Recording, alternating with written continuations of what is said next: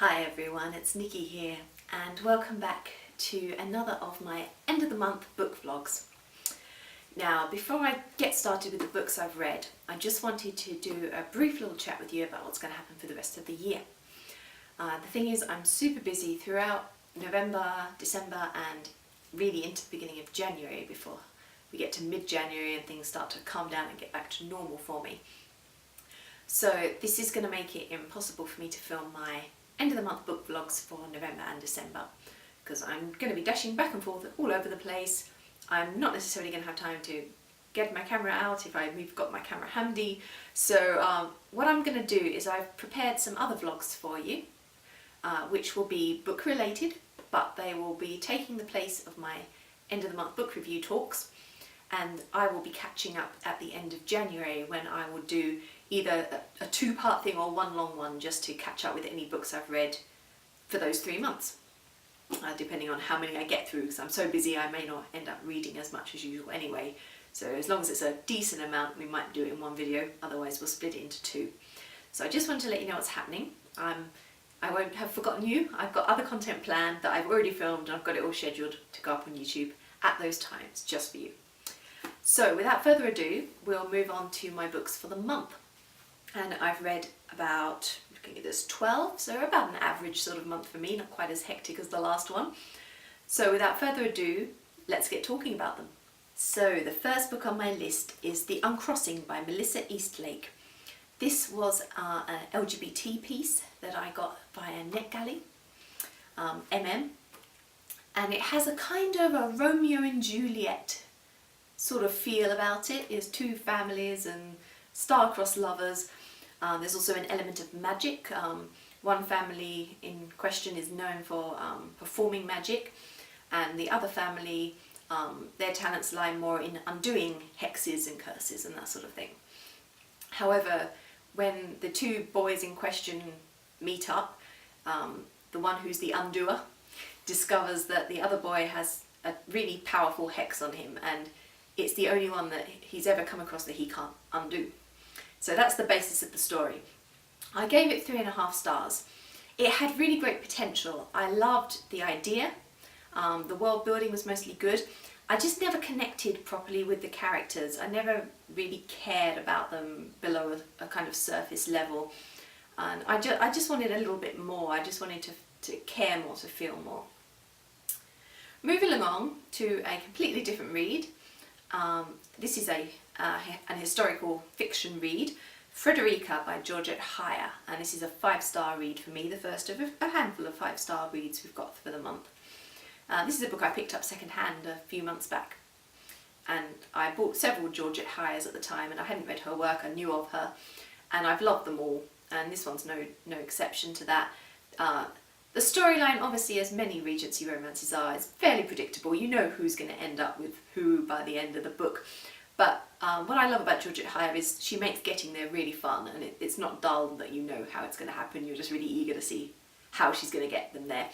Her characters are always really well-rounded. They're always flawed. They're not the sort of perfect Regency gentleman and lady. They've got their sort of bad points as well as their good ones. And that's something I really enjoy about her writing. The next book I read is a completely different style yet again, and it is Jack the Ripper, the works of Francis Thompson by Richard Patterson.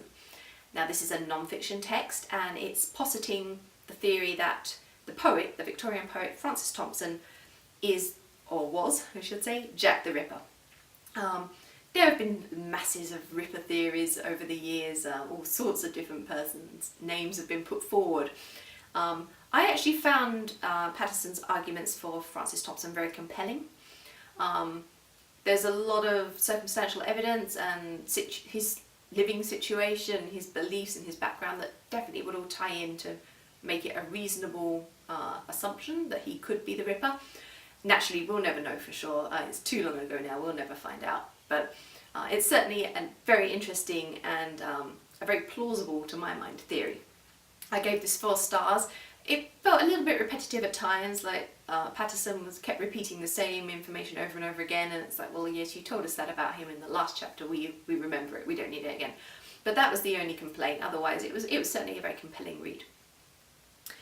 The next two I'm going to talk about together because they are books 2 and 3 of a trilogy, and that is the All Souls trilogy by Deborah Harkness. You may remember in last month I was doing the read-along, real-time read-along for Discovery of Witches and utterly failed because I couldn't put it down and restrict myself to one chapter a night. I had read this trilogy before when they first came out, but it has been a few years now, and so it was really nice to get back to them. I found that Discovery of Witches, I could remember quite a lot about it, a fair amount of detail about the plot. What was interesting is that coming into books 2 and 3, and all 3 of them I've only read once before, so it's not that I'd reread Discovery of Witches to remember that better, but for some reason I did just remember that storyline better, and I only had a sort of more vague remembrance of the storyline for books 2 and 3. Book 2 was always my least favourite of the 3 if you take them as individual reads, but it's still really enjoyable, and as a part of the overarching trilogy it's great, and so it's a 5-star read for me. Book of Life, when they get back into modern times and leave Elizabethan London behind, like back to where we were in the first book, if you like, that one always resonates with me a bit more, and I've really enjoyed doing the reread of that. And obviously, as I mentioned last time, they are filming the TV series now. Hopefully they'll get enough series to be able to do the entire trilogy, so so excited to see that, which I think is coming out in the UK next year, so it just depends how quick I can see it. But anyway, both of those, Shadow of Night, Book of Life, 5-star reads for me. Moving on back into another NetGalley read, and another 5-star read. In fact, this is the last 5-star read for the month for me. The Girl in the Tower by Katherine Arden. Now this is actually the second book in a planned trilogy. It's 2 books, this is the second one. I'm just thinking, I think it's called the Winter Night Trilogy. I always forget as I'm trying to talk about it. But I think it's called the Winter Night Trilogy, and the first book was, I think, called The Bear and the Nightingale, which I haven't read. Now when I requested The Girl in the Tower, I hadn't spotted the fact that this was the second book in the series. And when I was approved for a copy and realised that, I thought, oh no, this is going to be terrible. I don't know the first book. Should I even bother reading this? Should I just send them my apologies? But I did decide to read it, and I'm so glad I did. I think having read the first book would have really helped. There would be a lot of backstory that would make more sense. But it didn't stop me enjoying and loving, obviously. I've given it 5 stars. The Girl in the Tower. I really, really adored the way Arden blended all the Russian mythology and folklore into the tale. And I mean, the character of the Winter King in particular, I am so in love with him. And I really desperately want to go back and read book 1 to see how he's introduced now.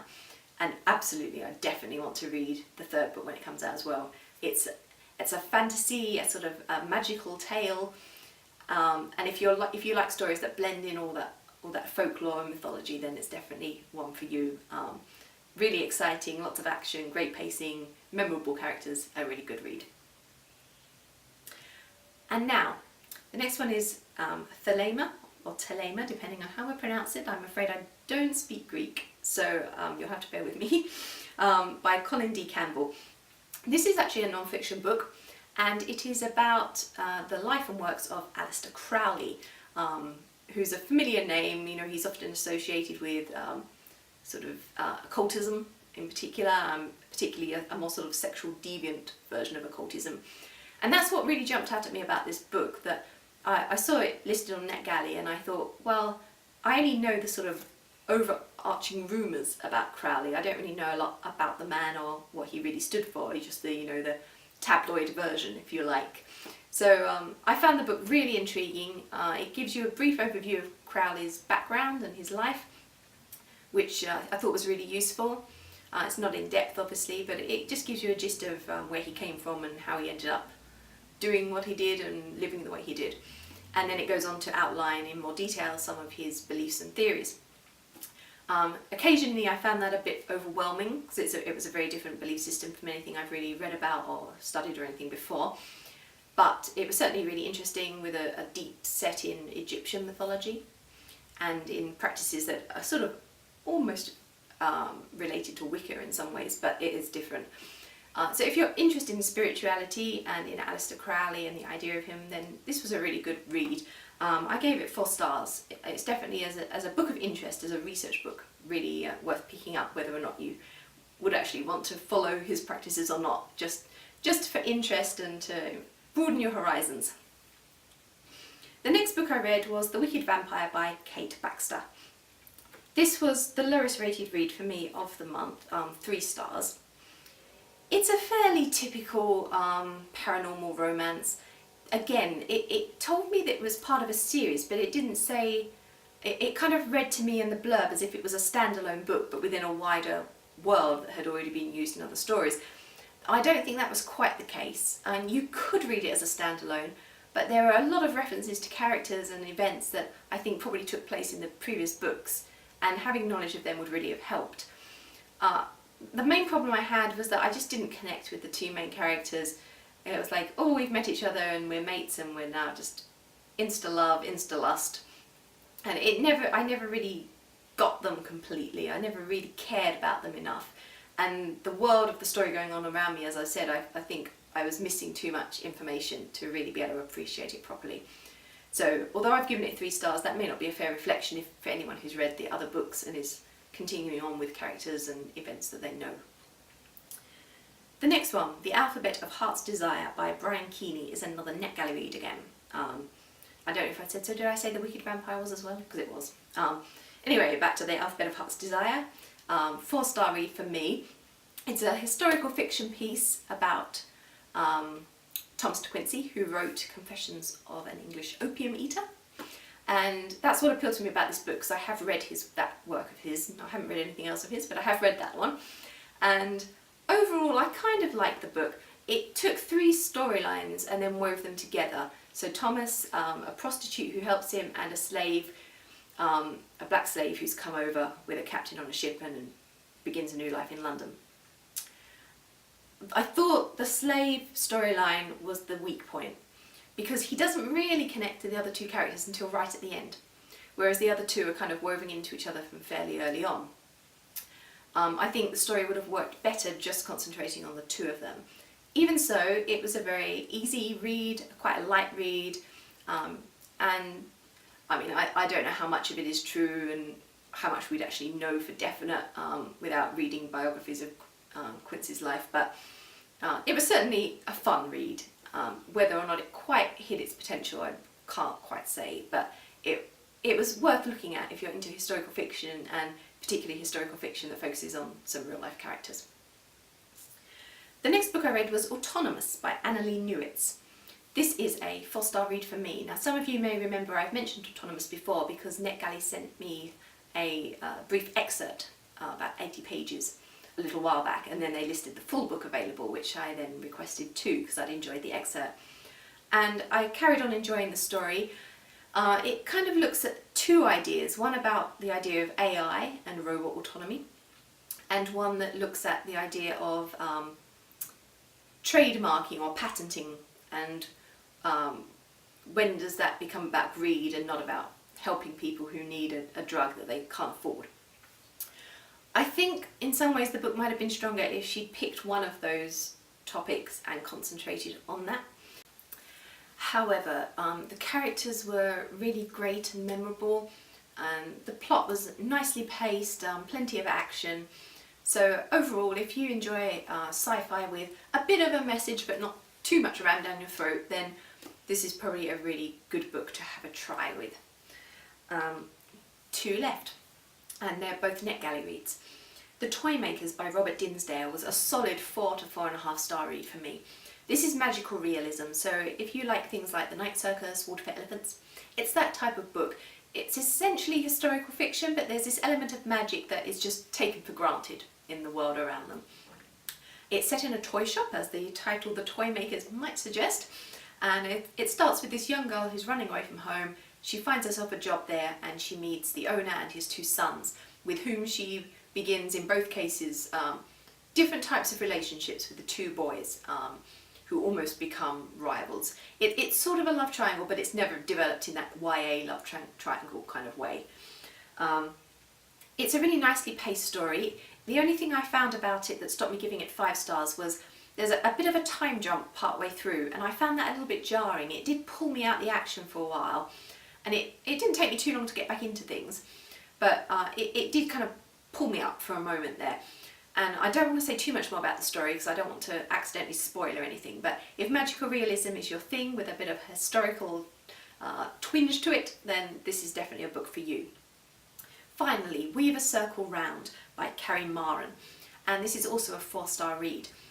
Now this one is billed as YA. That said, I think it is definitely the lower end of YA, probably sort of late middle grade into YA. It just doesn't have that slightly more adult feel that you get from most YA books. The protagonists are a tiny bit younger, and it deals with some really interesting topics, you know, finding your place in the world, where do you fit in with those around you. And it's done with this sort of fantasy element. It starts off a bit of a coming of age story, but then suddenly, you know, the book turns on its head, and this girl is travelling through time with this other guy, meeting copies of him and this other woman who's sometimes a man. And again, it's really hard to talk about it without accidentally spoiling it, so you'll have to bear with me. But I loved the idea. I didn't connect completely with the characters, and I think maybe that's because they were just a little bit too young for me to really click with them, which is why I think it is probably that lower end of YA. That said, the story idea was captivating. It was really well done. I thought the time travel was handled very well, how she explained it, and what effects it had on their world and things like that. She sort of covered the bases. And there was some really witty dialogue as well. It was an enjoyable read. You kind of kept turning the page. You weren't always entirely sure what was going to happen next, so it kind of kept going just to find out. But it just didn't 100% click with me to give it that 5 stars, and I think maybe it was just a little bit too young for me. But that's a minor complaint, and if you're into that sort of slightly lower level YA in terms of age style of book, then I think you'd really enjoy it. And just as a point of interest, just because it's such an original, fresh idea, it is worth having a look at if you're just into YA fantasy in general. So that's it for me. I will be back, as I said, at the end of January with more talk about the books I've read. I'll have this other content for you in the meantime. Throughout November and December, I've got plenty scheduled, even though I won't be filming any more new pieces after this one. But in mid to late January, I'll be back to my normal routine, and I'll be doing a bit more of-the-moment filming for you again. And I will say happy festive season to you all, however you celebrate. Happy New Year. I probably will end up saying that again to you in some of these scheduled videos between now and then, but just while it's in my mind. Happy reading, and I look forward to talking about books with you more as we move into 2018. Bye for now, everyone.